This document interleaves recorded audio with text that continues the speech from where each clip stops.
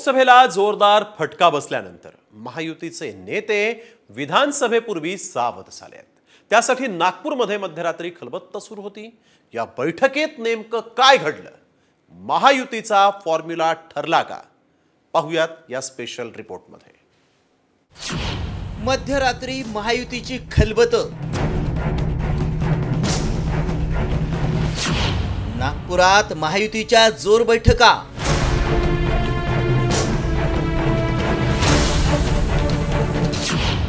जागा वाटपाचं सूत्र ठरलं।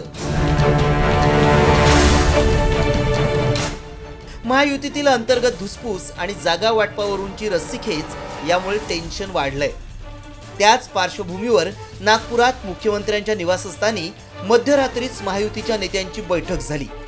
या बैठकीला मुख्यमंत्री एकनाथ शिंदे, उपमुख्यमंत्री देवेंद्र फडणवीस, अजित पवार, प्रफुल्ल पटेल, सुनील तटकरे आणि चंद्रशेखर बावनकुळे उपस्थित होते। या बैठकीत महायुतीच्या जागा वाटपाचा फॉर्म्युला ठरल्याची माहिती सूत्रांनी दिली आहे। विधानसभा निवडणुकीला सामोरं जाण्याच्या रणनीतीबद्दल चर्चा करण्यात आली। याशिवाय तिन्ही पक्षांचा दावा असलेल्या जागांवरही चर्चा झाली। इच्छुकांची संख्या जास्त असल्यानं इलेक्टिव्ह मेरिटवर उमेदवारी देण्याचं निश्चित करण्यात आलं। भाजप 150, अजित पवार आणि शिंदे गटाला प्रत्येकी 60 तर घटक पक्षांना 18 जागा सोडण्याबाबत चर्चा झाली। विदर्भात भाजपच मोठा भाऊ असणार आहे। महायुतीच्या नेत्यांनी वादग्रस्त वक्तव्य टाळण्याचा सल्लाही या बैठकीत देण्यात आला। तसंच जागा वाटपावर अंतिम निर्णय होईपर्यंत माध्यमांमध्ये चर्चा न करण्याच्या सूचनाही देण्यात आल्या। महायुतीच्या बैठकीनंतर नेते अगदीच सावध झालेत। उपमुख्यमंत्री देवेंद्र फडणवीसांनी बैठकीतल्या चर्चेवर उत्तर देणं टाळलंय। रात्री बैठक झाली बहुत त्या संदर्भात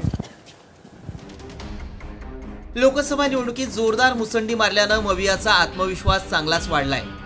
त्यामुळे महाविकास आघाडीचे नेते अधिकच आक्रमकपणे सरकारवर हल्लाबोल करतायत। महायुतीच्या नेत्यांनी याचा चांगलाच धसका घेतलाय। जागा वाटपावरून होणारा वाद टाळण्यासाठी आतापासूनच प्रयत्न सुरू आहेत। त्यामुळे या बैठकीनंतर तरी महायुतीतली धुसफूस थांबणार का हेच पाहावं लागेल। ब्युरो रिपोर्ट, साम टीव्ही न्यूज।